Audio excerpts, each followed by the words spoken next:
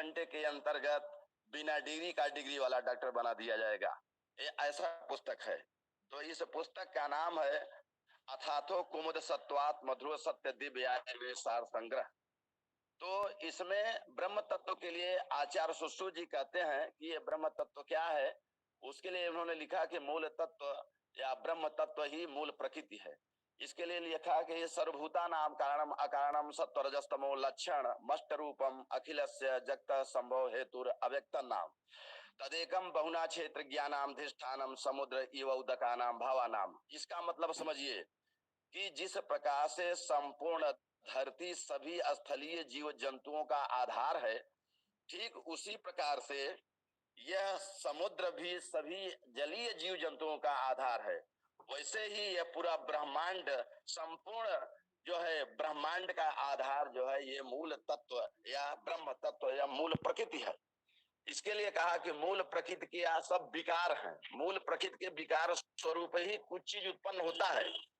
जैसे आप समझे कि हम आप अपने माता पिता के विकार स्वरूप उत्पन्न हुए हैं, उसको ऐसे समझ लीजिए कि जो अंग मलमूत्र का विसर्जन करता है वही अंग से जीव की उत्सर्जन होता है। यानी आप जो है मूल प्रकृति के विसर्जन और के फलस्वरूप उत्सर्जन के स्वरूप अपने माता पिता के मूल प्रोडक्ट हैं।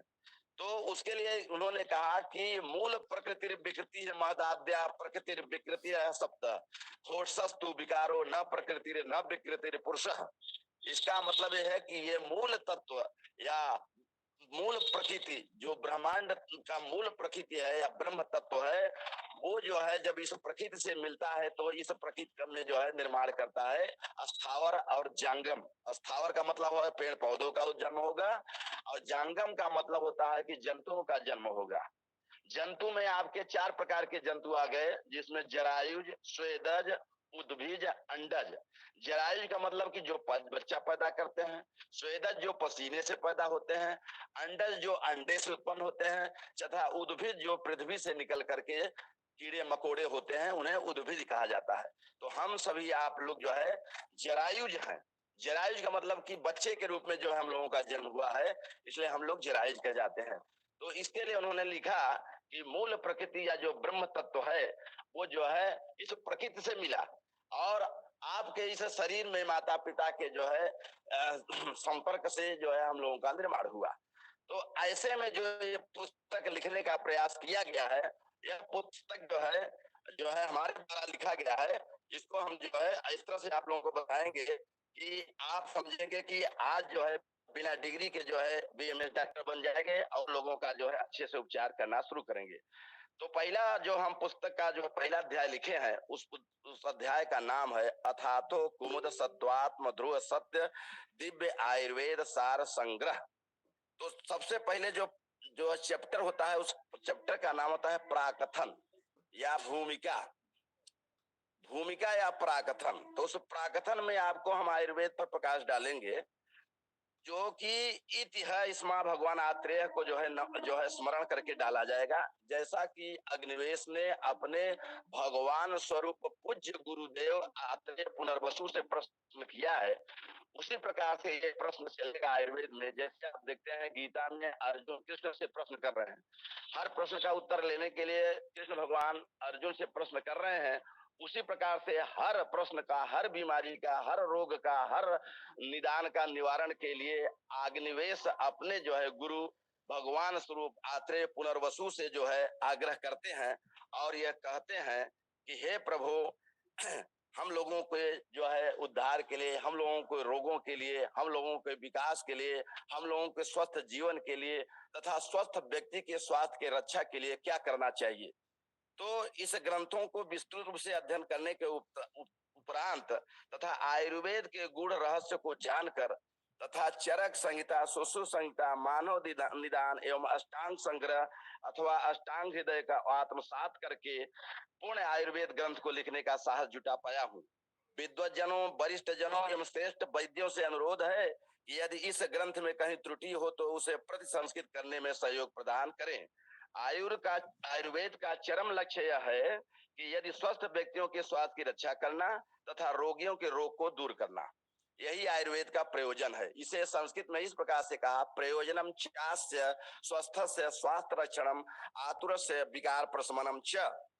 अर्थात यह आयुर्वेद स्वस्थ व्यक्तियों के स्वास्थ्य की रक्षा करता है तथा रोगियों के रोग का निवारण करता है। चूंकि आयुर्वेद शास्त्र अनादि है, इसका आदि अंत नहीं है, अर्थात यह आयुर्वेद सृष्टि के पहले का है। यानी सृष्टि का भी निर्माण ब्रह्मा जी करेंगे और आयुर्वेद का भी निर्माण ब्रह्मा जी ही करेंगे। तो इसलिए यह आयुर्वेद सृष्टि से पहले का है, इसीलिए इसे सनातन पैथी कहा जाता है। सनातन का मतलब कंटिन्यूअस, जो लगातार से हो, जिसका आदि अंत न हो, जो कभी खत्म न होने वाला हो, जो हमेशा चलता रहे, उसे सनातन कहते हैं। तो आपकी यह पैथी सनातन पैथी है, देवताओं की पैथी है। देवताओं के वैद्य जो है अश्वनी कुमार हैं, जो देवताओं का इलाज करते थे, इसलिए उस वैद्य का नाम अश्वनी कुमार कहा। इन्हें देवा नाम भेषजऊ कहा जाता है। ये अश्वनी कुमार दोनों जुड़वा भाई हैं, इसलिए इन्हें कुमार नहीं कुमारों से संबोधित किया गया। इसलिए इन्हें जानिए, अश्वनी कुमार देवताओं के वैद्य हैं। अब ये आयुर्वेद इस ब्रह्मलोक से इंद्रलोक में कैसे आया तथा इंद्रलोक से पृथ्वी लोक पर कैसे आया, ये सारे चीजों का हम आपको ज्ञान कराएंगे। इसलिए सृष्टि को उत्पन्न करने वाले ब्रह्मा है तथा आयुर्वेद को उत्पन्न करने वाले ब्रह्मा ही हैं। अर्थात इसका मतलब यह हुआ कि जिस प्रकार सृष्टि के पितामह ब्रह्मा है, ठीक उसी प्रकार से आयुर्वेद के पितामह ब्रह्मा ही हैं। आगे के अध्याय में हम यह बताएंगे कि किस प्रकार ब्रह्मा ने आयुर्वेद को ब्रह्मलोक से इंद्रलोक तक, दक्ष प्रजापति तथा अश्वनी कुमारों द्वारा इंद्रलोक तक यह आयुर्वेद पहुंचाया। फिर इंद्रलोक से इस भूलोक में कैसे आयुर्वेद आया। क्योंकि ब्रह्मा जी भी सृष्टि के पहले से हैं, क्योंकि ब्रह्मा को ही इस सृष्टि का निर्माता कहा गया है, इसलिए इन्हें अखिल ब्रह्मांड संस्थापक कहा जाता है। ब्रह्मा ने संपूर्ण आयुर्वेद को 8 विभागों में विभक्त कर प्राणियों के प्राण की रक्षा तथा रोगों से मुक्त होने का इस आयुर्वेद के माध्यम से मूल मंत्र को ध्वनिगत किया है। वह मूल मंत्र क्या है, आप लोग जानिए। कायवाल ग्रहोर्धांग शल्य दंता जराभिषयी गतमष्टांगताम पुण्यम बुद्धेयम पीतामह। एक बार और सुनिए। कायवाल ग्रहोर्धांग शल्य दंता जराभिषयी गतमष्टांगताम पुण्यम बुद्धेयम पीतामह। अर्थात काय का मतलब हुआ कि बाल, काय का मतलब हुआ कि चिकित्सा, माने काय माने यह शरीर।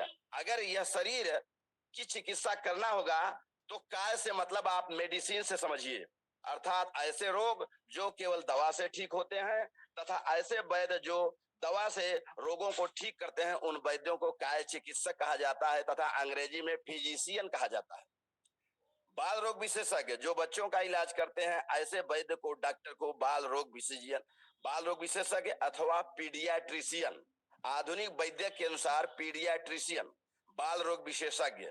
आयुर्वेद में ग्रह विद्या को मनोअवदोषा अर्थात मानसिक व्याधियों के तहत मानसिक रोगों को ठीक करने वाले चिकित्सक को मनोरोग विशेषज्ञ यानी साइकेट्रिशियन कहा जाता है। तो आयुर्वेद में ऊर्ध्वांग से तात्पर्य है नाक कान गला रोग विशेषज्ञ, इसे ईएनटी रोग विशेषज्ञ कहा जाता है। तो आपके यहाँ भी आयुर्वेद में ईएनटी विशेषज्ञ हैं, ऐसे डॉक्टरों को ईएनटी विशेषज्ञ या नाक कान गला रोग विशेषज्ञ वैद्य कहा जाता है। शल्य का मतलब है सर्जरी से, अर्थात यदि किसी व्यक्ति को शल्य यानी तीर कांटा आदि चुभ जाए तो उसको निर्हरण हेतु सुश्रुत संहिता में बताए गए विभिन्न उपकरणों का प्रयोग करके उसको निकालना तथा फोड़ा फुंसी इत्यादि को चीर फाड़ कर उसका मवाद निकालना इत्यादि का वर्णन सुश्रुत संहिता में भली भांति बताया गया है। दंष्टा से तात्पर्य है विष विज्ञान से, जिसे आयुर्वेद में अगध तंत्र जिसे अगध तंत्र कहा जाता है। इसे आधुनिक वैद्यक में टॉक्सिकोलॉजी, टॉक्सिकोलॉजी को कहते हैं विष विज्ञान। यदि कोई व्यक्ति विष आदि का पान कर लिया है तो तुरंत उसको उल्टी करा करके विष के प्रभाव को कम किया जाना तथा तुरंत विष के प्रभाव को जो रक्त में पहुंच गया है उसको गोघृत, गाय के घृत से, गाय का घृत जितना पुराना से पुराना होगा उसको पिलाने से जहर जो है कम होता है। पहले के समय में घृत पान करा करके धतूरे के विष को तथा अफीम के विष को तथा जो है कुचले के विष को कम किया जाता था। उसके लिए लिखा गया षण पुष्पी च बिंबी च छर्दने हेमवत्यपि। षण पुष्पी सनई को कहते हैं। षण पुष्पी च माने सनई का अगर फूल हो और बिंबी माने कुंदरू, और हेमयत्यप एक पौधा है, उसके द्वारा छर्दन माने बमन, उल्टी करा करके हम दोष को दूर करते थे, उल्टी करा करके औषधियों को देते थे। तो आयुर्वेद में जरा का मतलब है बुढ़ापा से, जरा जेरियाटी, जरा भृषय, मैंने एक शब्द कहा कि जरा माने बुढ़ापा, तो बुढ़ापा न आए। आपके यहाँ वाईटीएम में ऐसे ऐसे प्रोडक्ट हैं जो बुढ़ापा को रोक देने वाले हैं, जैसे सिबकथार्न है, और जो है पाइनएप्पल है, जूस है, और इम्यून 24 है। तो इस तरह से आपके यहाँ आयुर्वेद में अच्छी अच्छी औषधियां हैं जो बुढ़ापा को रोकते हैं और आपके यौवनावस्था को कायम करते हैं। आजकल सिबकथार्न हिमालयन पर्वत में उत्पन्न हिमालयन बेरी बुढ़ापे को रोकने में मददगार सिद्ध होता है। इसलिए अपने यौवनावस्था को कायम रखने के लिए सिबकथार्न तथा पाइनएप्पल जैसी औषधियों का प्रयोग करना चाहिए। भृषय का मतलब होता है, तात्पर्य वाजीकरण विज्ञान से है, वाजीकरण ऐसे विज्ञान जो पुरुषों तथा महिलाओं के कामेच्छा में बढ़ोतरी करके संतानोत्पत्ति में सहयोग करता है। यानी जिसको संतान न हो रहा हो, आपके यहाँ ऐसी ऐसी औषधियां हैं, उसके सेवन से आपको संतानोत्पत्ति हो जाएगी, कामेच्छा बढ़ जाएगी और आपका परिवार बस जाएगा। इसलिए इस वाईटीएम आयुर्वेद को आप लोग धन्यवाद करिए, जिनके संस्थापक हमारे कमल नंदन साहू जी हैं। तो उन्होंने बहुत अच्छा जो है आयुर्वेद को जागृत किया है और लगता है कि प्रत्येक घर में आयुर्वेद को पहुंचा के ही मानेंगे। इस प्रकार अष्टांग आयुर्वेद का वर्णन अष्टांग संग्रह अष्टांग हृदय में है, जो कि आचार्य बागभट्ट द्वारा विरचित है। इसलिए इस आयुर्वेद को शाश्वत, अनादि तथा नित्य कहा गया है। तो मैंने जो पहले श्लोक कहा कि काय बाल ग्रहोर्धांग शल्य दंष्टा जरा भृषई गतमष्टांगताम पुण्यम बुधेयम पीतामह, इस श्लोक को जरूर रख लीजिए कि क्योंकि पूरे आयुर्वेद को 8 भागों में बांट करके ब्रह्मा ने जो उपकार किया है वो उपकार कोई नहीं कर सकता। आयुर्वेद को कहा गया कि स्वयं आयुर्वेद शाश्वतो निर्दिष्टते अनादित्वात् स्वभाव संसिद्ध लक्षणत्वात् भाव स्वभाव संसिद्धत्वात्, अर्थात यह सुक्ति चरक संहिता के सूत्र स्थान अध्याय 30 में लिखा हुआ है, वर्णित है। इसको आप चरक संहिता जो पढ़ेगा या जो लोग बीएमएस कर रहे हो, जो छात्राएं, वो चरक संहिता के अध्याय सूत्र स्थान 30 में देख सकते हैं। उसमें लिखा स्वयं आयुर्वेद शाश्वतो निर्दिष्यते अनादित्वात् संसिद्ध लक्षणत्वात् भाव स्वभाव नित्यत्वात्, अर्थात जिसका मतलब यह है कि आयुर्वेद अनादि काल से है, जो कि शाश्वत है, अर्थात जो कभी खत्म होने वाला नहीं है, जो नित्य है। क्योंकि जिस प्रकार आत्मा के साथ सृष्टि अनादि है, नित्य है, उसी प्रकार आयुर्वेद भी नित्य है। यह सृष्टि प्रारंभ से ही जड़ और चेतन अर्थात सेंद्रीय और निरेंद्रीय भी से 2 प्रकार का है। यानी चेतन और अचेतन प्रकार से यह पूरा समाज और पूरा संसार, यह पूरा जो ब्रह्मांड है। इसलिए आयुर्वेद के हिसाब से जब तक चेतन पदार्थ में चेतना का प्रादुर्भाव होता है, जब तक चेतना का अनुभव होता है, तब तक उसे आयुर्वेद आयु या अवधि मानता है। यानी ये आयुर्वेद शरीर तथा मन की चिकित्सा तो करता ही है, साथ ही साथ आयु को बढ़ा देता है। यह आयुर्वेद शरीर तथा मन की चिकित्सा तो करता ही करता है, साथ ही साथ आयु को बढ़ा देता है। अर्थात आयु को बढ़ाने वाला जो आयुर्वेद है, इसे आयुषो वेद आयुर्वेद कह सकते हैं। आयु के वेद को आयुर्वेद कहते हैं। इसलिए इस आयुर्वेद को ध्यान पूर्वक सुने और समझे और इसका जो है प्रयोग करें। अर्थात यह आयुर्वेद मन तथा शरीर के चिकित्सा को तो करता ही है, साथ ही साथ आयु को भी बढ़ा देता है। इसलिए इसे आयु का वेद भी कहते हैं। आयुषो वेद आयुर्वेद। तो जिन लोगों को अपना उम्र बढ़ाना हो तो वे आयुर्वेद को अपनाते रहें। जो औषधियां सेंद्रीय भाव से यानी सजीव भाव से शरीर में पहुंचाई जाती हैं, वे औषधियां शरीर तथा मन को ठीक करके आयु का वर्धन करती हैं। इसलिए कहा सेंद्रियम चेतनम निरेंद्रियम अचेतनम।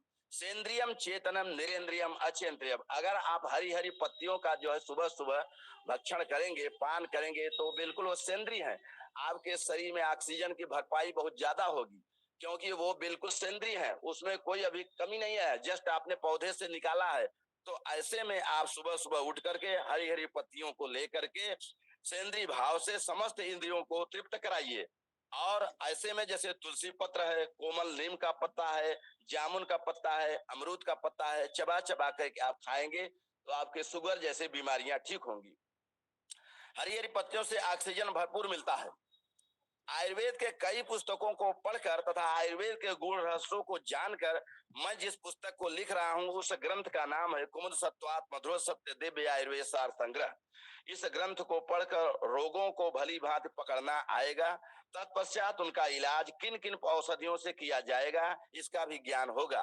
वैसे तो आयुर्वेद के बहुत से ग्रंथ हैं, परंतु जिस किसी वैद्य को आयुर्वेद के 4 ग्रंथ का ज्ञान हो जाए, अच्छे से हो जाए, तो वह वैद्य सुगमता से रोग ठीक कर सकता है। वे 4 ग्रंथ कौन कौन से हैं? वे 4 ग्रंथ जो है उनको जान लेना बहुत जरूरी है। उन 4 ग्रंथों को आप जानिए।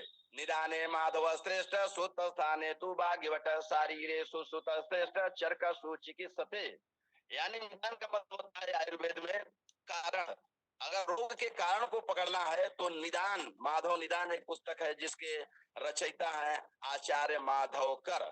उस पुस्तक का नाम है माधव निदान। तो क्या कहा कि निदान है माधव श्रेष्ठ सुत स्थाने तु भाग्यवट शारीरे सुसुत श्रेष्ठ चरको चिकित्सते।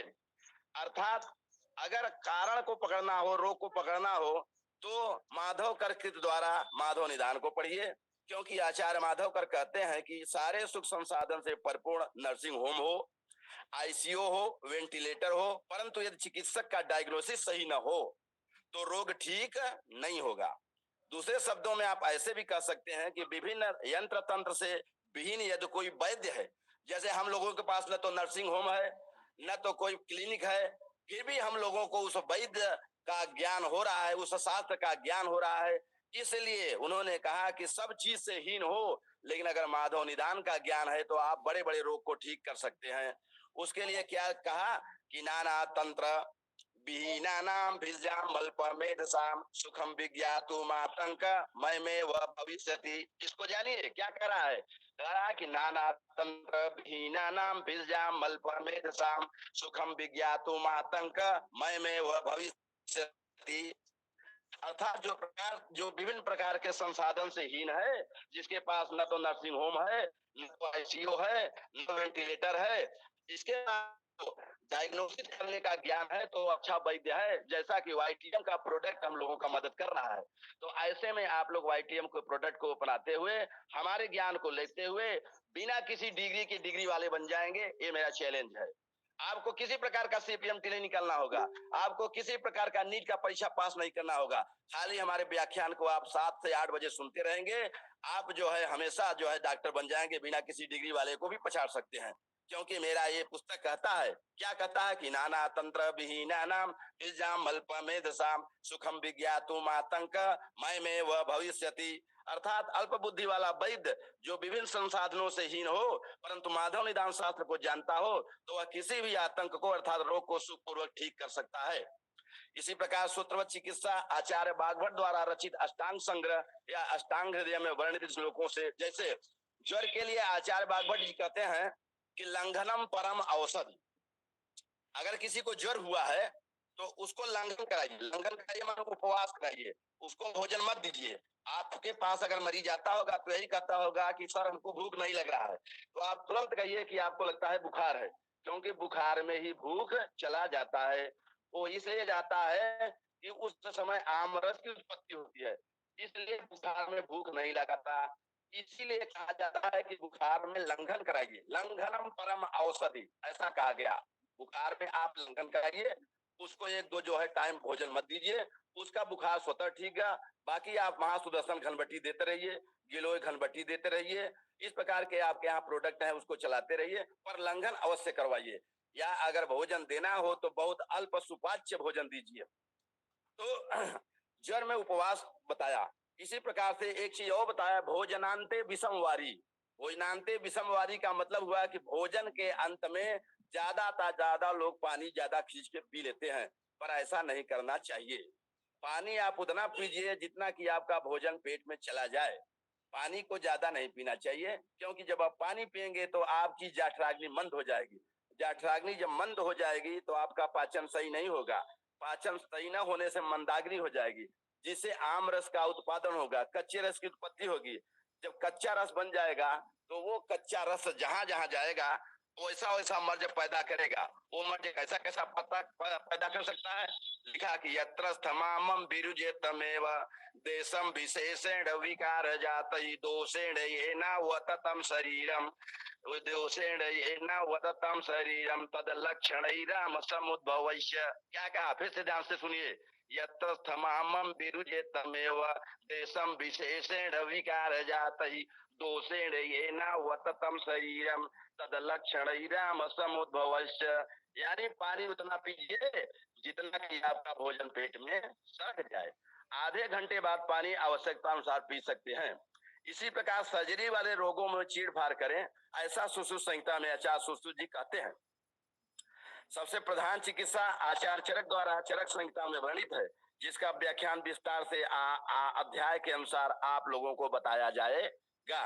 इस ग्रंथ में प्राणियों में उत्पन्न रोगों के कारणों तथा निवारणों के लिए परम बुद्धिमान शिष्य अपने पूज्य गुरु भगवान आत्रेय पुनर्वसु से ठीक वैसे ही प्रश्न करते हैं, जैसे गीता में अर्जुन भगवान कृष्ण से प्रश्न करके मनुष्यों के सांसारिक तथ्यों को यथार्थ रूप में समझाते हैं।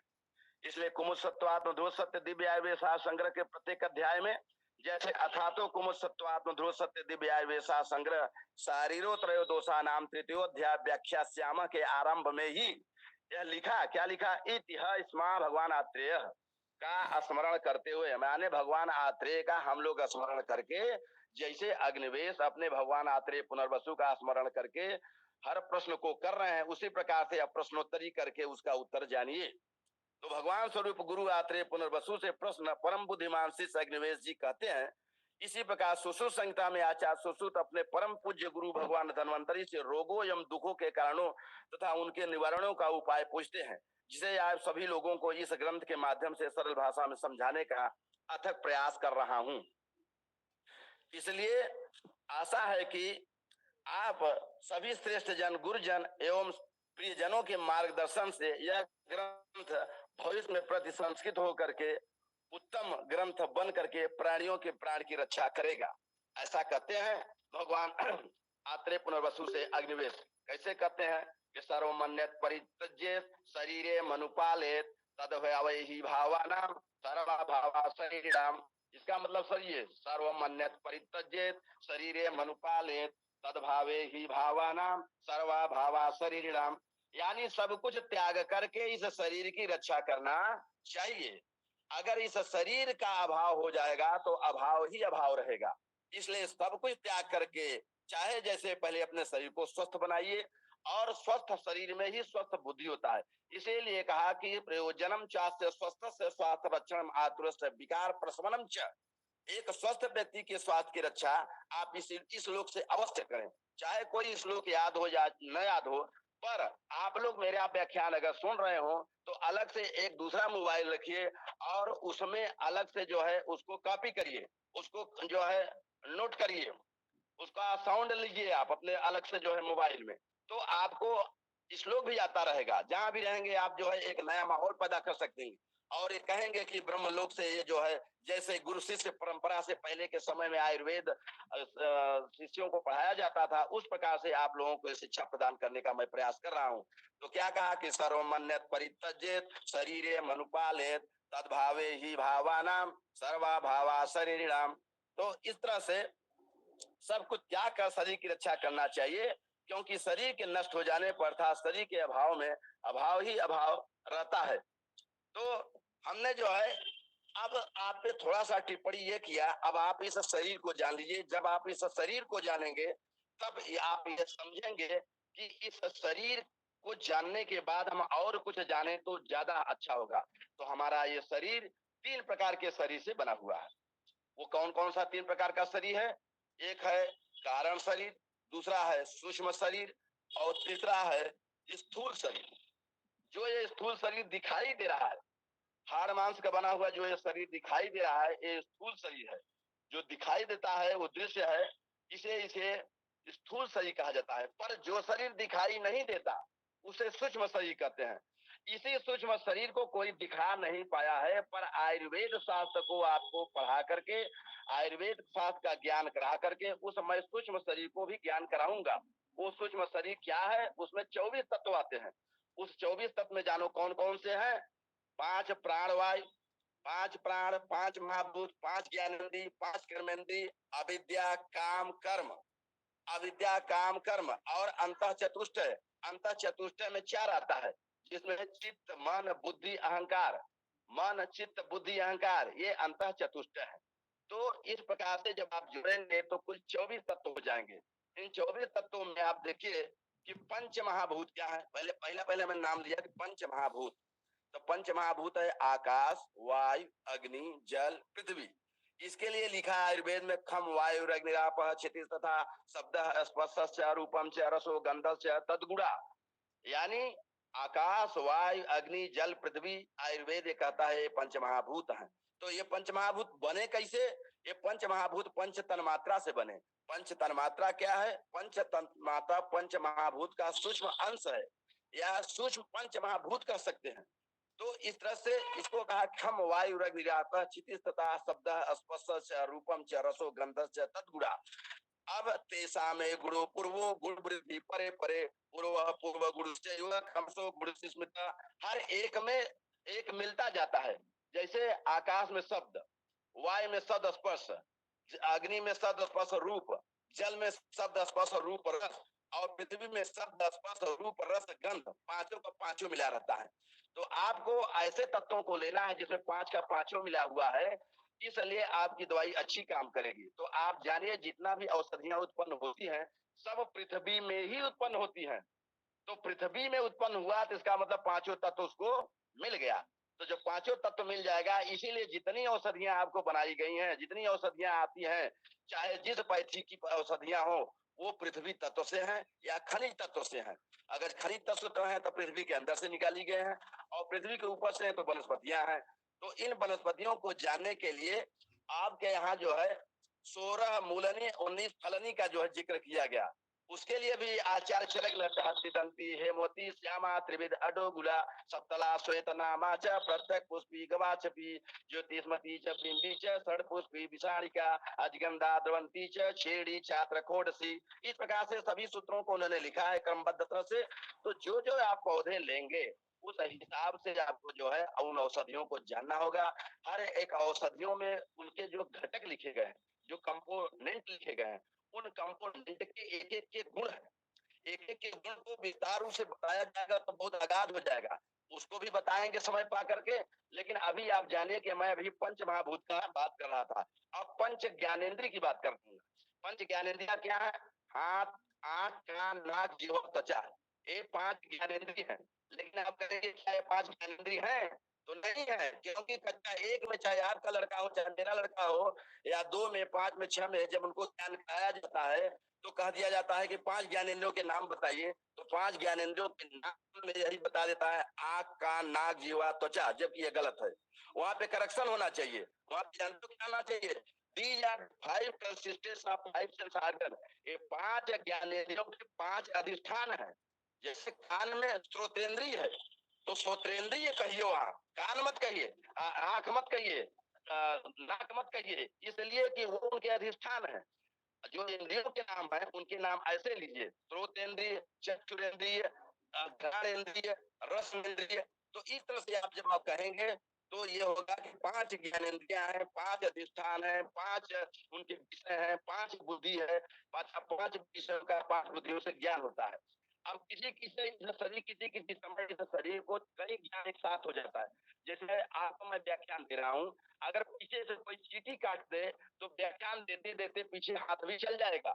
इसका मतलब कि एक साथ हमारे शरीर की कई इंद्रियां भी काम करती हैं। तो ये इंद्रियां, ज्ञानेंद्रियां, कर्मेंद्रियां सब मन से कंट्रोलिंग है। मन में जो सबसे महान तत्व है इस शरीर में, सबसे महान तत्व है बुद्धि तत्व है।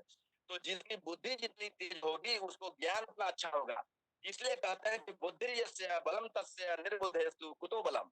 अर्थात जिसके पास बुद्धि है उसी के पास बल है, जिसके पास बुद्धि नहीं है वो नपुंसक है।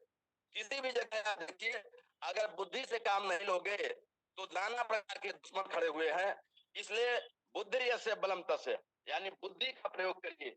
और नहीं बुद्धेस्तु कुतो बलम, बुद्धि अगर नहीं होगा तो आपका जो है बल काम नहीं करेगा। कभी कभी लोग कहते हैं कि बुद्धि बड़ा है कि ज्ञान बड़ा है। तो आप जान लीजिए कि बुद्धि बड़ा है, जिसको जितना ज्यादा बुद्धि होता है उसको उतना अच्छा ज्ञान होता है। इसलिए जब भी बच्चा पैदा होता है तो लोग आईक्यू टेस्ट कराते हैं, बौद्धिक क्षमता उसका कराते हैं कि इसकी बुद्धि कितनी तेज है इस व्यक्ति का। कुछ लोगों का बुद्धि ऐसे खुल जाता है कि दुनिया का ठोकर खाते खाते उनकी बुद्धि खुल जाती है, लेकिन समय ज्यादा निकल जाता है। तो अपने समय को ज्यादा न निकालते हुए जिस सिस्टम में आप आए हैं वहां पे अच्छे अच्छे बुद्धियों का प्रदर्शन होगा, अच्छी अच्छी दिमाग बताया जाएगा, अच्छे अच्छे ज्ञान से ज्ञानार्जन कराया जाएगा। तो ये है पंच ज्ञान इंद्रियों के विषय में मैंने बोल दिया। अब पंच कर्मेंद्री को जानो। पंच कर्मेंद्री क्या है? हाथ, पैर, बाड़ी, मलद्वार, मूत्र मार्ग, ये 5 कर्मेंद्रिय हैं।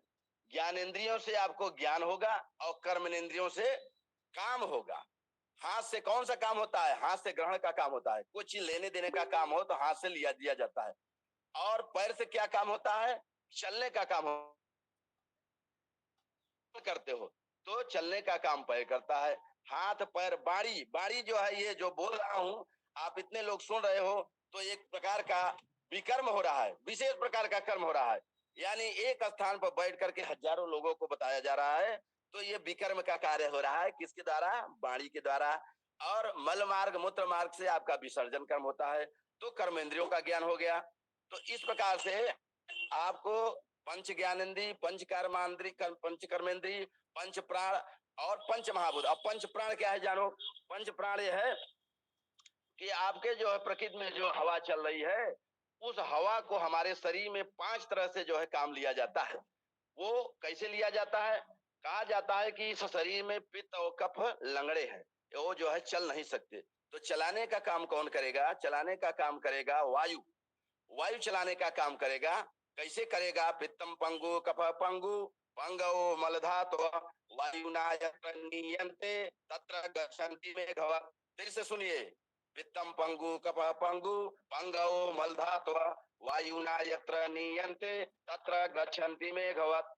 जिस प्रकार से आंध्र प्रदेश में इस समय बादल हैं, उस बादल को यह वायु उत्तर प्रदेश में ला सकता है, तो ठीक उसी प्रकार से यह शरीर की वायु हमारे शरीर में नाना प्रकार के क्रियाकलापों को संपन्न करा सकती है। अब हमारे शरीर में 5 प्रकार से क्रियाकलाप चलते हैं।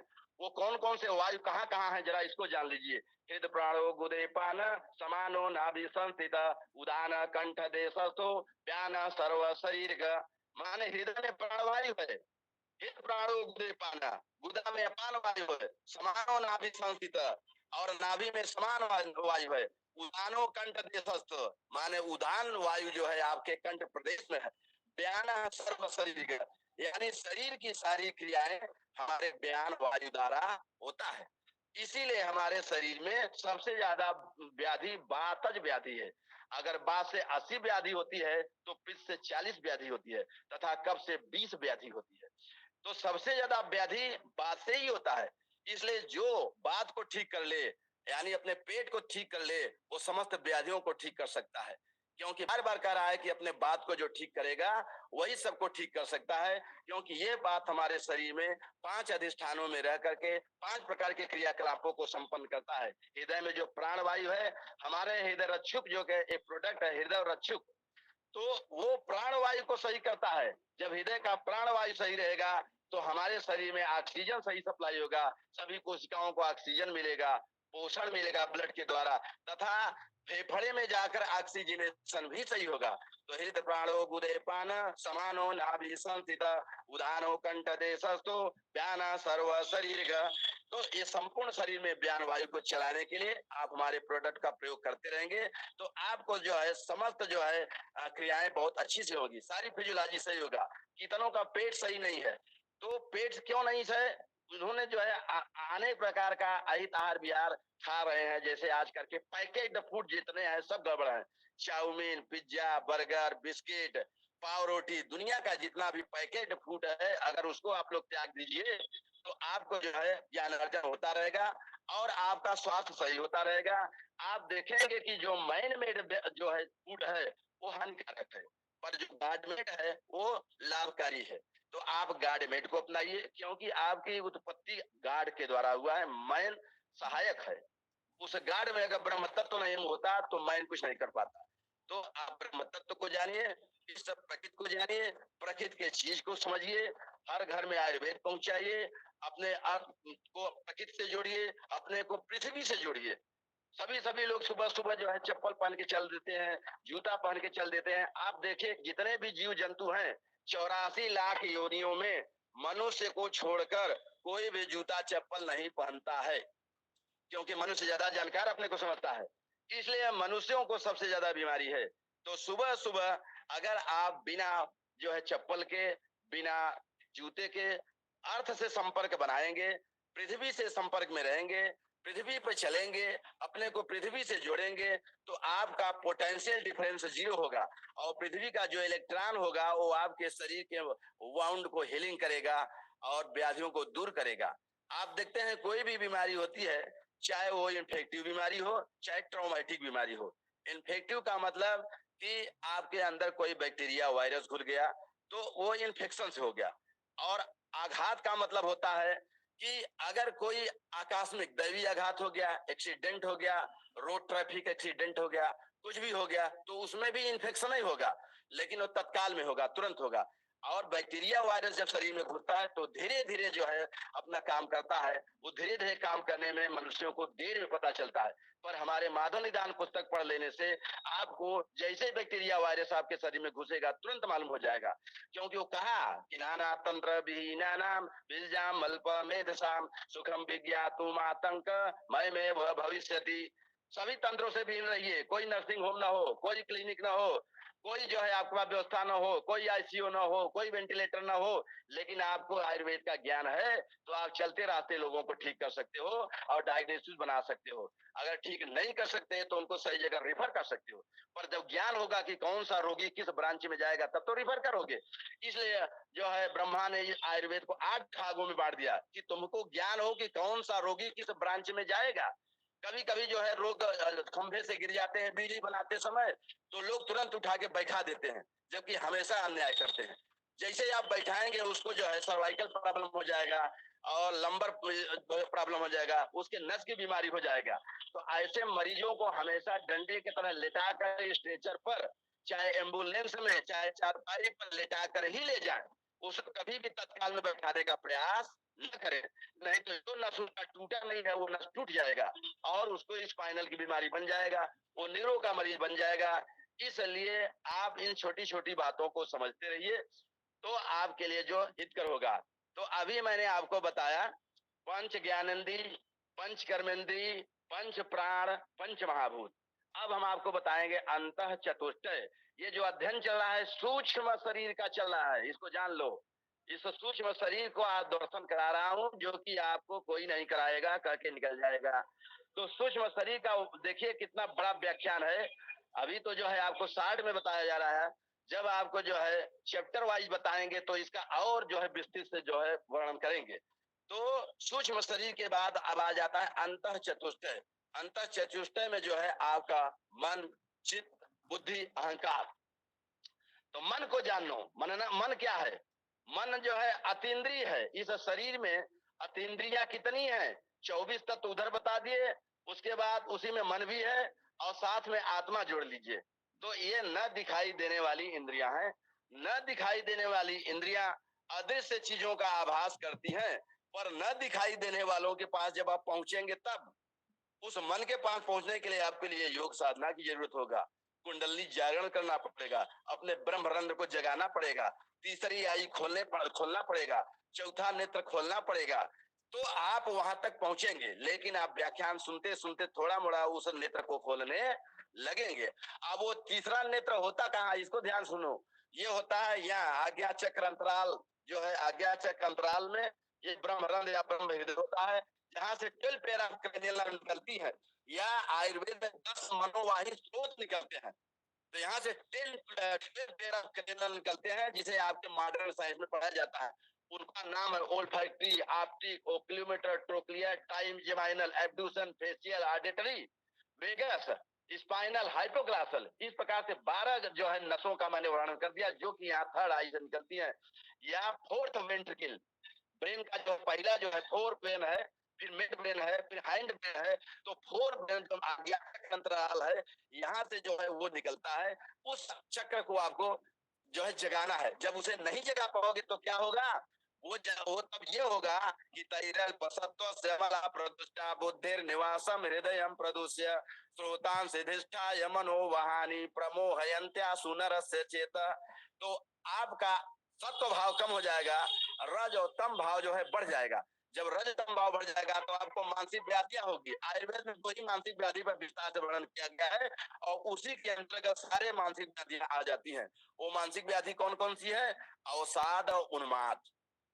अवसाद और उन्माद को आप कैसे समझिए? अवसाद उन्माद के लिए हम एक पंक्ति बनाए हैं, आप उसको समझ लीजिए। मन के अभिघात को लेकर के कोई जी रहा है, कोई पी रहा है, निज मान का ध्यान रहे न जिसे, कोई सो रहा है, कोई खो रहा है, कली काल के गाला में जाते सदा, कोई धंस रहा है, कोई फंस रहा है, जनमानस रोग जनाई जपौ, निज क्रोध व लोभ सता रहा है। तो आप समझो कि ये मानसिक व्याधियां कहाँ से बनती है। मैंने उस आयुर्वेद को संस्कृत का हटा करके आपको जो है कवित्व रूप में, सवैया रूप में व्यक्त किया। तो भगवान की ऐसी मुसाई भी में कोई आ रहा है, कोई जा रहा है, जब कोई नहीं मन में तन में, तब काहे को कौन सता रहा है, तन में मन की अब दशा जो रही, कोई हंस रहा है, कोई रो रहा है, जनमानस रोग जनाई जपौ, निज क्रोध व लोभ सता रहा है। तो इस प्रकार से आप समझिए मानसिक व्याधियां उत्पन्न होती हैं। मानसिक व्याधियों को उत्पन्न करने में सबसे पहला कारण अपने अपने घर की पत्नियां हैं। ये जान लो, आयुर्वेद कहता है। तो अगर जिसकी पत्नी खुश होकर के बैठी है घर में, आप कोई काम करके जा रहे हो और वो प्रसन्न चित्त से देख लेती है, तो आपका सारा थकान दूर हो जाता है। तो आप तो ठीक होइए, अपने अपने पत्नियों को भी ठीक कराइए, उनको वाईटीएम का ज्ञान कराइए, उन्हें इस आयुर्वेद दर्शन का ज्ञान कराइए, उन्हें इस आयुर्वेद शास्त्र का ज्ञान कराइए। तब वो समझेंगे कि तो बहुत ऊंची बात बोला है। क्या बोला कि भगवान की ऐसी मुसाई भी में कोई आ रहा है, कोई जा रहा है, जब कोई नहीं मन में तन में, तब काहे को कौन सता रहा है, तन में मन की अब दशा जो रही, कोई हंस रहा है, कोई रो रहा है, जनमानस रोग जनाई जपौ, अवसाद उन्माद सता रहा है। अब मैं सोचता हूँ कि यहीं पर टॉपिक बंद किया जाए, क्यों पवन जी? गुरुजी बस 2 प्रोडक्ट के बारे में आपको जानकारी देना है। गुरुजी बोले। तुम्हारी आवाज वही नहीं आ रही, आप माइक कम काम कर रहा है। कोई बात नहीं, आपको स्क्रीन दिया जा रहा है गुरुजी। और सब लोग अपने अपने स्थान से सिर्फ ताली बजाकर अपनी उस जोश को आप दिखा सकते हैं। आवाज क्यों नहीं आ रहा है यार? रोज आवाज आता था, आज क्यों नहीं आ रहा है? आज आप जो है गड़बड़ी हो गया थोड़ा, पत्नी के पास है गुरुजी, इसलिए या तो सब लोग अपना माइक बंद किए हैं। नहीं, आवाज आ रहा है गुरुजी। प्रोडक्ट देखिएगा, प्रोडक्ट देखिए आप। आवाज और दिन बहुत चकाचक आ रहा था, आज आवाजें नहीं आ रहा है, तो क्या बताएं। अरे सर, उस दिन आप बाहर थे, घर में किसी की आवाज नहीं आती है। उस दिन आप बाहर थे, इसलिए बहुत आवाज आ रहा था। पता नहीं, और दिन बहुत कटा आवाज आता था, आवाज नहीं आ रहा। ठीक है, ज्यादा आवाज आएगा डिस्टर्ब भी होगी सर आपको। गुरुजी आप थोड़ा सा कम वक्त कब आपके सामने आ रहा है? सर लगभग टाइम हो गया 1 घंटे का। गुरुजी टाइम हो गया, बस एक फिर आगे व्याख्यान दिया जाएगा। स्क्रीन शेयर हो रहा है। वैद्य जी आपसे अनुरोध है कि आपके स्क्रीन पर कमबख्त कब्ज दिखाई दे रहा है, उसके बारे में अभी नहीं दिखाई दे रहा है। अभी नहीं दिखाई दे रहा है। हाँ, ले आइए। अब देखिए। हाँ, कमबख्त कब्ज है। आ गया सर? आ गया है। रुकिए, अभी हम क्या बताएं। हमारे माननीय आदरणीय प्यारे वैद्य जी, आपके सामने कमबख्त कब्ज दिखाई दे रहा है, इसके बारे में, इसके गुणों के बारे में जनमानस को बताइए। दिखाइए नहीं दे रहा है। दिखाई दे रहा है। ये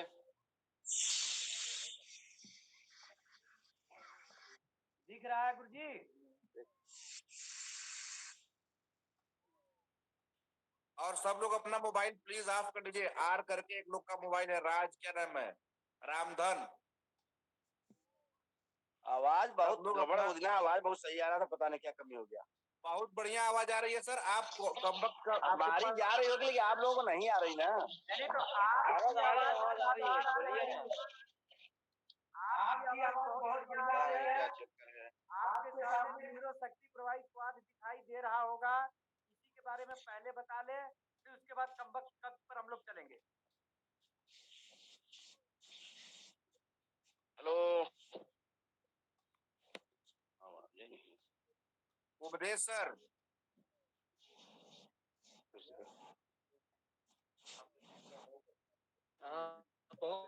फोन सेटिंग कर दिए। हेलो,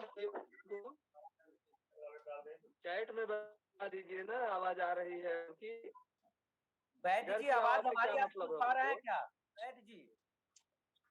प्रदीप सर मैं फोन करके बात कर रहा हूँ। आप अभी सब लोग शांत रहे, मैं फोन कर हाँ मैं फोन करके बात। फोन आपकी आवाज आ रही है सर। रुकिए, शांत रहिए, मैं अभी ट्रेनिंग करवाता हूँ थोड़ा सा। आप लोग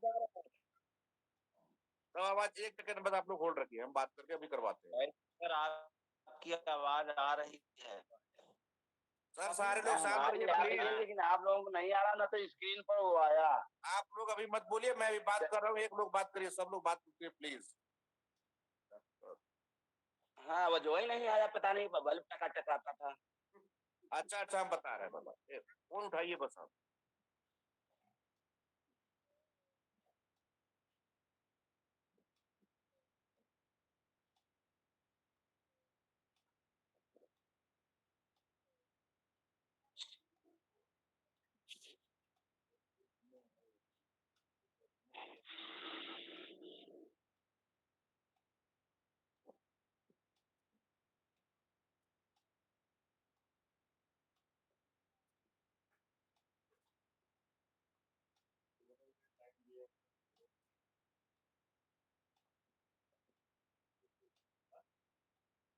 बस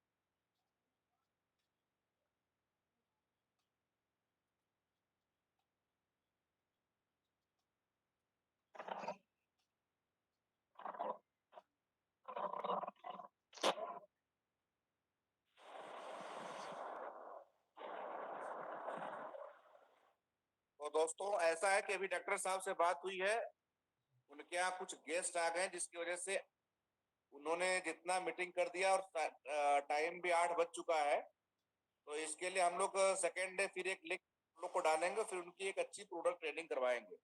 प्रदीप सर। बोले गुरुदेव।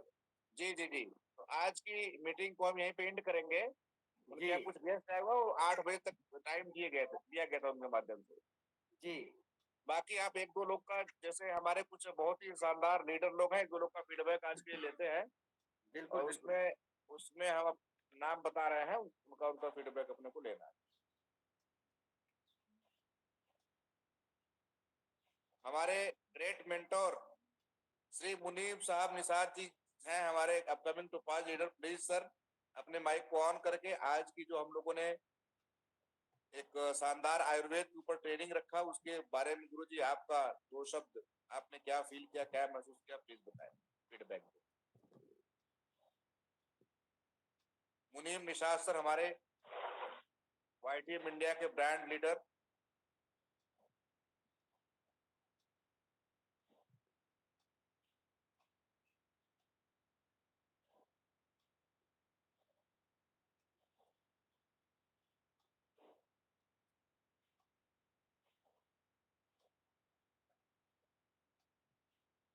मुनीम निशाद सर आवाज आ रही है? चलिए, मुनीम सर की जब तक आवाज आएगी तब तक हम लोग बात करते हैं double diamond Panchanand Yadav sir से। पंचान जी प्लीज। आज का सर सेशन कैसा लगा, उसके बारे में सर अपना फीडबैक बताएं सर कि आज की ट्रेनिंग कैसी रही और ऐसी ट्रेनिंग होनी चाहिए या नहीं होनी चाहिए, प्लीज। आपका आवाज नहीं आ रहा है सर, एक बार माइक को टच कर दीजिए। जी अभी बोले। हाँ आ रहा है। एकदम सर जबरदस्त। बहुत बड़ी सुपर जो ज्ञान को अनुभव कराया गया, यह बहुत मैंने अद्भुत रहा। आज मेरा क्या है, आज वेदे से हमारा सारी औषधियां का उत्पत्ति हुआ है, सारी हमारे वेद में छुपा हुआ है। जितना हमारा औषधियां मेडिसिन रूप का है वो हमारे वेद में ही है। तो वेद को जानना बहुत बड़ी जरूरी है। तो यह वेद के माध्यम से जो हमारे आचार्य जी ने सूक्ष्म को ज्ञान कराए, ये बहुत हमको अच्छा लगा है। और इससे हम लोग यही समझ रहे हैं, इससे बहुत लोग ऐसा हम लोग का ज्ञान मिलता रहे तो बहुत बड़ा आगे हम जाएंगे, बहुत बड़ा आगे जाएंगे। तो सर इस बात के लिए मैं बहुत हर्षित हूँ कि आप लोग ऐसे ऐसे महापुरुषों का यहाँ पर उपस्थित कराया, ज्ञान दिलाया, इसके लिए मैं आप लोगों का भी आभारी हूँ। धन्य है आप लोग कि ऐसे ऐसे लोगों का खोज करके और ऐसे ऐसे ज्ञान को दे रहे हैं हमारे YTM में। धन्य है हमारे YTM वाला, जबरदस्त रहे, मस्त रहे, और हमारे YTM वाला सारे लोग यह कहनूर तक पहुंचे। हमारा कामना है कि इतनी बड़ी हमारे YTM के माध्यम से जो कुछ भी मिल रहा है, समझिए कि अमृत मिल रहा है। तो धन्य है हमारे YTM, हमारे YTM के परिवार, हमारे YTM के लीडर, जबरदस्त मस्त। जय रहे, जय YTM, जय YTM। Thank you so much sir, thank you so much. और दोस्तों बता दूं आप सभी लोग को, हमारे पंचा सर डबल डायमंड है और इनके सुपुत्र भी डबल डायमंड हो गए अभी अभी, विकास यादव। तो ये बहुत बड़ी बात है, सर लोग YTM के अंदर बहुत बढ़िया तरीके से वर्क कर रहे हैं। और दोस्तों पिता पुत्र दोनों लोग डबल डायमंड है, ये सोचने वाली बात है। हमारे पंचा सर एक ग्रेट लीडर है और आपसे जब भी हम मिलते हैं तो बड़ी ही ऊर्जा महसूस होती है, हमेशा एकदम मोटिवेटेड एनर्जेटिक रहते हैं। इनके सामने 18 वर्ष के लड़कों का भी ऊर्जा कम पड़ जाए, ऐसे ऊर्जावान व्यक्ति है। बहुत शानदार गुरुजी, बहुत अच्छा लगा आपका फीडबैक। और हमारे बीच में एक और शानदार जोमेटो वाला दिख रहे हैं डायमंड, मिस्टर देवेंद्र शुक्ला जी, आपका भी फीडबैक बहुत ही महत्वपूर्ण रहेगा, बताएं। सर जी पहले तो सबको नमन, सादर प्रणाम। और आज बहुत अच्छा लगा, आज इस टॉपिक को सुनकर हमारे दादाजी और पिताजी की यादें आ गई, जो इस दुनिया में नहीं है। जो एक भागवताचार्य थे, जब मैं छोटा था तो मैं उनके साथ जाता था भागवत में, तो वही चीजें आज हमको याद आ गई और थोड़ा सा मेरी आंखों में आंसू आ गए। वास्तव में सर कहा जाए तो आयुर्वेद का मतलब अगर देखा जाए ना तो बहुत पुरानी पद्धति है। जैसे मैं आज तक बात से कुछ नोट कर पाया हूँ कि आयुर्वेद की 8 शाखाएं, अष्टांग आयुर्वेद, तो कहीं के बीच में मैं नोट नहीं कर पाया। बहुत अच्छा लगा, पहली बार मेरे को जानने को मिला। सहायक चिकित्सा, दूसरा हो गया आपका शल्य चिकित्सा, चालक चिकित्सा, कोमल भक्त चिकित्सा, अपद मंत्र, बस इतना ही नोट कर पाया हूँ, लेकिन बड़ा अच्छा लग रहा था। पहले टॉपिक जो आपने स्टार्ट किया है बहुत सही है, और इससे लगता है कि अगर जो व्यक्ति लगातार इसको ज्वाइन करेगा और सर आते रहेंगे और आपका साथ सहयोग रहेगा तो यहाँ पर हर व्यक्ति एक बहुत अच्छा वैद बनेगा सर। तो सर इसके लिए बहुत बहुत धन्यवाद, बहुत अच्छा लगा। आज के टॉपिक जितने भी टॉपिक थे आज टॉपिक मेरे को बहुत अच्छा लगा।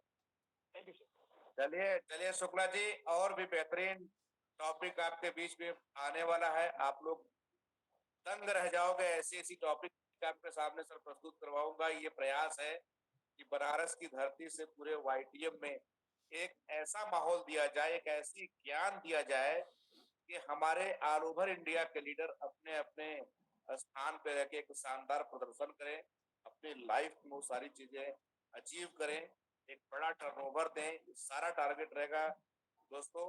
और इस कड़ी में देवेंद्र शुक्ला जी के बाद हमारे सबसे पहले कंटेस्टेंट रहे जो है, और मैं उन्हीं को बस सर्च कर रहा हूँ, लियाकत साहब।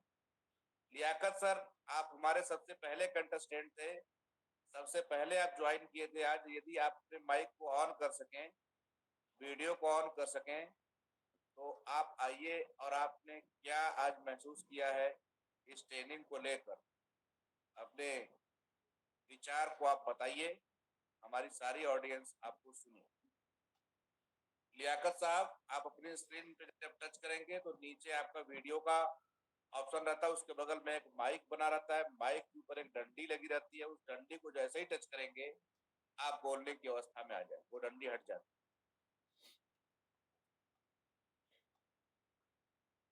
अगर आप लियाकत जी कंफर्ट हो माइक को ऑन करने में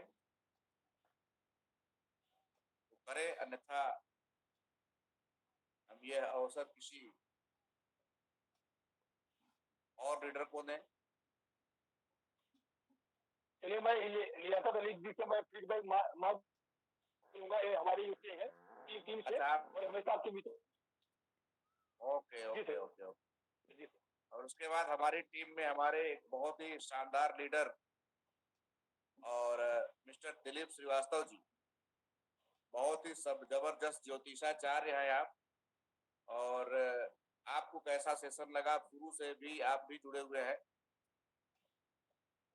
श्री दिलीप श्रीवास्तव जी। हेलो जी, आप सभी को सादर नमस्कार।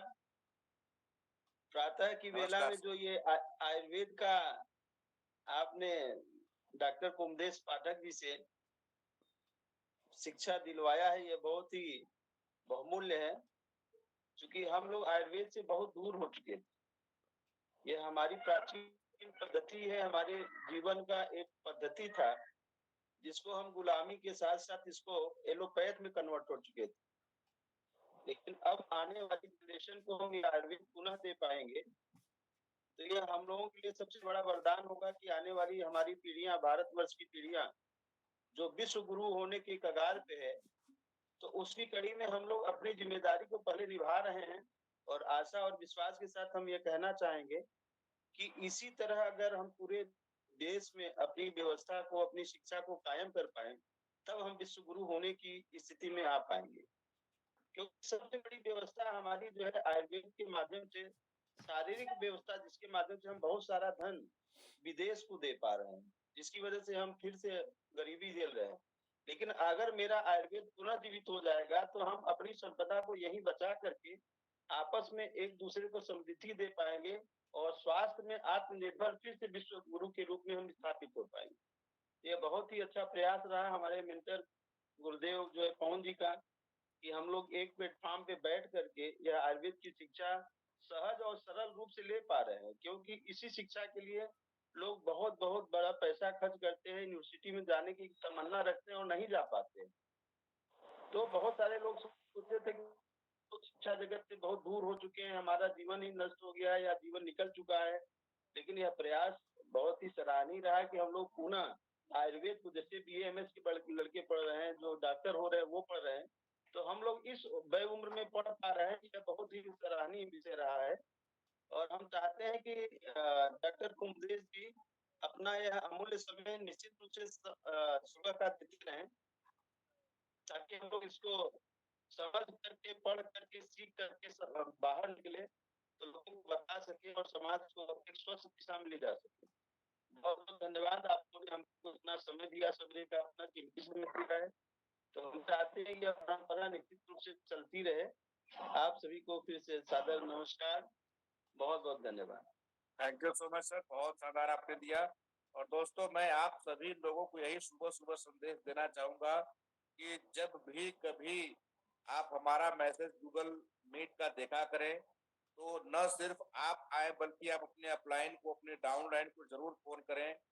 प्रयास यहाँ पे यही किया जा रहा है कि हम सभी लोग इस इतनी अच्छी जानकारी ले लें, चूंकि हम लोग को नेटवर्क मार्केटिंग जैसी जो मार्केट के अंदर इसको एक हिराकत की निगाह से लोग देखते हैं। दोस्तों, नेटवर्क मार्केटिंग की लोग पूजा करें, ये अपना प्रयास है। एक नेटवर्कर का सम्मान आपको मिलेगा, ये प्रयास है। और ये दोस्तों तब आएगा जब आपके अंदर वो एटीट्यूड डेवलप कर पाएगा। आज जो आप लोगों ने ट्रेनिंग लिया है, ये डॉक्टर कुमदेव साहब इतने ज्ञाता, इतने ज्ञानी है, उनके ज्ञान के बारे में मैं क्या बताऊं, आप लोगों ने तो अभी सुना है।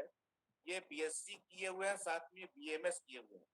और समझ जाइए कि ईश्वर ने इन्हें हम लोग के लिए ही कहीं ना कहीं बहुत ऊंचा, बहुत बड़ा मुकाम नहीं दिया, लेकिन अब ये YTM के प्लेटफॉर्म पे ये भी बहुत आगे निकल जाएंगे। ये भी हमारे यहाँ जो है टोपाज कोहिनूर बनेंगे और दोस्तों हम सभी को लेकर चलेंगे। और सबसे खुशी की बात क्या है कि ये भी अभी ये आज के डेट में स्टार लेवल पे। जी हाँ दोस्तों, तो आप जितने लोग भी स्टार हैं, अगर ये स्टार जब कोहिनूर जाएंगे तो क्या लगता है कि अगर इनका साथ हम लोग पकड़ ले तो हम लोग आगे नहीं जाएंगे? 100% जाएंगे। ऐसे ही दोस्तों, नेटवर्क मार्केटिंग की भी तमाम ऐसी कलाकारियां, ऐसी ट्रेनिंग्स, ऐसी प्रोफेशनल ट्रेनिंग हम लोग आपको प्रोवाइड करेंगे, जैसे 8 step training, 4 basic training, 3 cardinal rules, SW5, FIM, closing, ऐसी तमाम ऐसी शानदार शानदार नेटवर्क मार्केटिंग की प्रोफेशनल ट्रेनिंग है जो आपको समय समय पे हम लोग यहाँ से प्रोवाइड करते रहेंगे।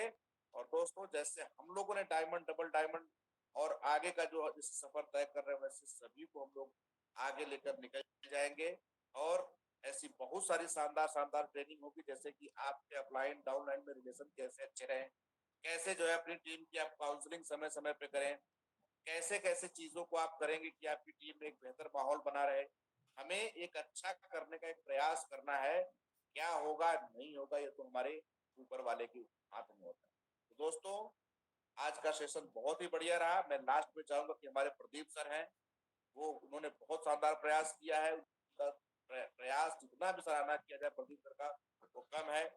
मैं चाहूंगा दोस्तों कि प्रदीप सर के लिए आप लोग बिल्कुल अपना अपना माइक ऑन करके एक जबरदस्त ताली सर के लिए दीजिएगा, क्योंकि सुबह सुबह ये उठकर पूरी प्लानिंग की है आप लोगों के लिए।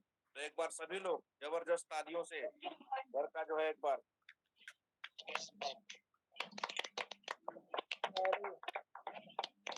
और थैंक यू सो मच, आप सभी को बहुत बहुत धन्यवाद। लास्ट में प्रदीप सर, आपका भी मैं फीड आऊंगा और 1 मिनट में अपने फीडबैक को आप कंप्लीट करें। आलोक जी, आप अपना प्लीज सर माइक ऑफ कर लीजिए। आलोक जी। नमस्कार साथियों। और वेद प्रताप जी, माइक को ऑफ कर लीजिए। आज का माइंड ब्लोइंग प्रोग्राम था और ये प्रयास चल रहा है कि हम सभी लोग घर बैठे बैठे BMS की डिग्री तो ले ही ले। और कहते हैं ना कि अब BMS वो भी किया जा सकता है रियल में, लेकिन एक चीज तो किया जा सकता है कि घर बैठ करके इन आयुर्वेदिक चीजों को अगर हम आत्मसात कर लेते हैं तो हमारी वैल्यू बढ़ेगी और हम अपने समाज को एक अच्छा टाइम दे पाएंगे, अपने समाज को एक अच्छी दिशा में ले जा पाएंगे। और साथियों, मुझे कुछ कहना नहीं है, बस यही रिक्वेस्टिंग है कि आप लोग अगर जैसे गूगल मीट का आपको मैसेज पहुंचता है तो आपके अंदर वो कहते हैं ना कि भूकंप वाली कंपन आनी चाहिए कि यार कुछ भी हो जाए ये टाइम छोड़ने का नहीं, इस टाइम पे बैठेंगे और पता नहीं किसके कहे द्वारा कौन से शब्द, कौन सी वाणी आप जो तलाश रहे हो अपने जीवन में, वो आपको क्लिक कर जाए और वहीं से आप रॉकेट की तरह आगे बढ़ जाए। तो थैंक यू सर, और आप लोगों का वंदन, अभिनंदन, स्वागत। आप लोगों ने बहुत बेहतरीन अपना समय दिया, इसके लिए आपको दिल से प्रणाम, धन्यवाद। आज का सेशन यहीं पे बंद करते हैं। Thank you so much, thank you. Next session में। ओके सर, जय जय।